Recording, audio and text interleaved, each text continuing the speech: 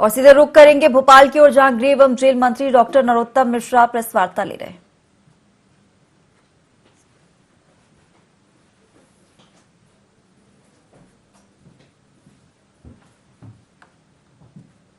अपने अपने घरों की ओर, गंतव्य की ओर गए। जो 15 मामले आए हैं उनमें 6 इंदौर के, 5 भोपाल के और 3 सागर के हैं। यानी 14 इन 3 जगह से हैं, एक अन्य प्रदेश से है। 182 हाँ 182 एक्टिव केस मध्य प्रदेश के अंदर वर्तमान में कोरोना के हैं। संक्रमण दर हमारी 0.03% पूरे प्रदेश की है, जबकि रिकवरी दर हमारी 98.6 पर स्थिर बनी हुई है। कल संपूर्ण प्रदेश में 59,494 कोरोना के सैंपल लिए गए। जी, ये कहा जा रहा है कि फरवरी में जो है इसका फिर से पीक आ सकता है। ओमिक्रॉन जो नया वेरिएंट आया है उसको लेकर ओमिक्रॉन के बारे में अलग अलग प्रकार की अलग अलग भविष्यवाणियां और घोषणाएं हो रही हैं, जिसमें कुछ विज्ञान जगत से हैं, कुछ काल्पनिक भी हैं। लेकिन मध्य प्रदेश की सरकार इसमें पूरी तरह से एहतियात बरत रही है। हम 60,000 के लगभग रोज सैंपल ले रहे हैं। ओमिक्रॉन हो या कोई कोरोना हो, उसका फर्म वहीं पर कुचल देंगे, उठने नहीं देंगे। हमारी कोशिश है कि तीसरी लहर को हम मध्य प्रदेश में प्रवेश नहीं करने दें। मध्य प्रदेश विधानसभा का सत्र कल से शुरू हो रहा है और इसमें कौन सा प्रमुख विधेयक जो है वो सरकार ला रही है? पत्थरबाजों पर विधेयक इस सत्र में आ रहा है, जो वसूली विधेयक है हमारा। जो लोग प्रदर्शन के दौरान में आगजनी की घटनाएं, पत्थरबाजी की घटनाएं करते हैं, उनके खिलाफ ये विधेयक है। ट्रिब्यूनल बनेगा जिसे न्याय अधिकार प्राप्त होंगे, वसूली के अधिकार प्राप्त होंगे। और मैं तो व्यक्तिगत रूप से पहले भी कर चुका था कि जिस घर से पत्थर आएंगे वहीं के निकाले जाएंगे। सत्र में जनहित से जुड़े मुद्दे भी उठेंगे, अनुपूरक बजट भी पास होगा।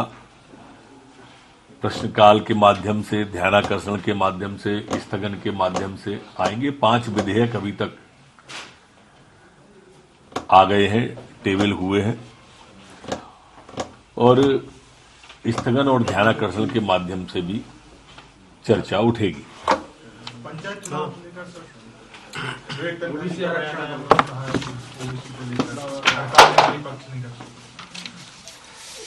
पिछले 24 घंटे में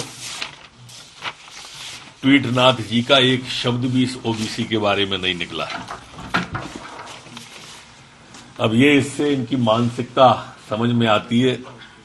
बिस्तर पर पड़े पड़े लगातार ट्वीट करने वाले 24 घंटे में एक शब्द नहीं आया। दोहरा चरित्र कांग्रेस का इसी से उजागर हो गया है। वोटों की खातिर पिछड़ों की बात करने वाले और शीर्ष अदालत में पिछड़ों से घात करने वाली ये कांग्रेस पार्टी है, जो अब प्रमाणित हो गया है। इनका तो वैसे भी चरित्र तभी समझ में आ गया था जब उन्होंने आदरणीय अरुण यादव जी को दरकिनार किया था। अब शीर्ष अदालत के अंदर कांग्रेस के सांसद के द्वारा पैरवी करना स्पष्ट हो गया है कि ये पिछड़ों से घात कर रहे हैं। राहुल गांधी ने पूरे हिंदू और हिंदुत्व बोला है, लोगों को समझदार और ना लोगों को ना समझ बोला। उनने एक तुकबंदी की है। उस तुकबंदी को मैं ऐसे कह सकता हूं कि मुट्ठी भर है, डरपोक है, असत्य की राह पर चल रहे हैं, सावधान रहना, ये सब देश तोड़ने वालों की राह पर आगे बढ़ रहे हैं। कांग्रेस की बैठक की रणनीति बनाएंगे कल। अरुण यादव मिलने भी गए हाईकमान से। मैं तो आदरणीय अरुण यादव जी से प्रार्थना करूंगा कि वो जो अपने नेतृत्व से मिले बताएं, तो मध्य प्रदेश में पिछड़ों के साथ कांग्रेस पार्टी किस तरह का व्यवहार कर रही है ये बताएं। किस तरह से अदालत में पिछड़ों को दरकिनार करने की मध्य प्रदेश में कोशिश को स्पष्ट रूप से अमली जामा पहना रहे हैं, ये बताना चाहिए अरुण यादव जी को स्वयं के साथ। एक्सीडेंट में जो घायल हो जाते हैं, देवदूत योजना है ये। महत्वपूर्ण योजना है ये। दुर्घटना में घायल व्यक्ति अगर कोई है तो उस घायल व्यक्ति को जो हमारा गोल्डन आवर कहलाता है घायल व्यक्ति के लिए, प्रारंभ का 1 घंटा, उस 1 घंटे के अंदर जो व्यक्ति भी अस्पताल ले जाके पहुंचाएगा उसे 5,000 रुपए का पुरस्कार दिया जाएगा सरकार की तरफ से।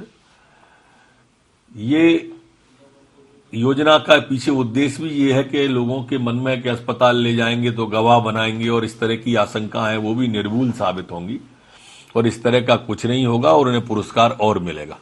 राहुल गांधी ने साउथ की राजनीति को समझदार कहा था और नॉर्थ की राजनीति पर सवाल खड़े किए थे। अब वो अमेठी के दौरे पर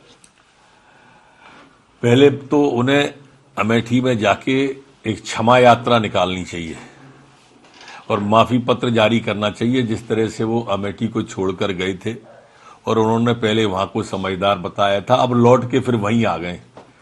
माफीनामा उन्हें अमेठी की जनता से और उत्तर प्रदेश की जनता से मांगना चाहिए, उत्तर भारत के लोगों से मांगना चाहिए। सर, पुलिस कमिश्नर प्रणाली लागू हो गई लेकिन 3 चुनौतियां हैं, बल पर्याप्त नहीं है, जगह नहीं है और संसाधन की कमी है। जगह पर्याप्त है, संसाधन पर्याप्त है, बल की पूर्ति लगातार की जा रही है।